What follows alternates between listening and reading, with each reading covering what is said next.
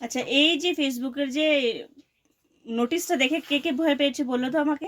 আমি তো প্রচুর ভয় পেয়েছিলাম। প্রচুর ভয় পেয়েছিলাম বলতে, কারণ যাদের যাদের ফেসবুক পেজ আছে, যাদের যাদের প্রফেশনাল ড্যাশবোর্ড ওন আছে আমাদের, তাদের জন্য কিন্তু খুবই ভয়ের ছিল। কিন্তু আমি সেরকম ভয় তো পেয়েছিলাম, কিন্তু আমি ভেবেছিলাম পরের দিকে চেক করবো, যেহেতু আমি টিউশন পড়াচ্ছিলাম।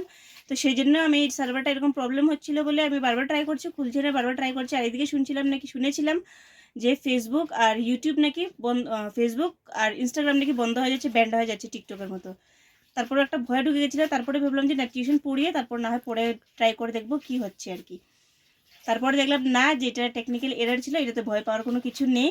যাদের যাদের অনেকের এখনও হচ্ছে, তো যাদের যদি তোমাদের এরকম হয়ে থাকে, ভয় পাওয়ার কিছু নেই। এটা কিছুক্ষণের মধ্যে সলভ হয়ে যাবে। অনেকের সলভ হয়ে গেছে, আবার অনেকের সলভ হচ্ছে না। তো এটা নিয়ে ভয় পাওয়ার কিছু নেই, এটা কিছুক্ষণের মধ্যেই হয়ে যাবে। কিন্তু আমাদের যাদের পেজ আছে, প্রফেশনাল ড্যাশবোর্ড অন আছে, তাদের জন্য কিন্তু একটু ভয়েরই, মানে ভয় পাওয়ারই কথা। কিন্তু যারা যারা যদি ভয় পেয়ে থাকো, তাহলে আমি বলবো ভয় পেও না, এটার কোনো ইয়ে নেই, এটা জাস্ট রিস্ক নেই। আমি মানে চেক করবো পরে ভাববে, আর চেক করাই হলো না, কিন্তু তার আগেই ঠিক হয়ে গেছে।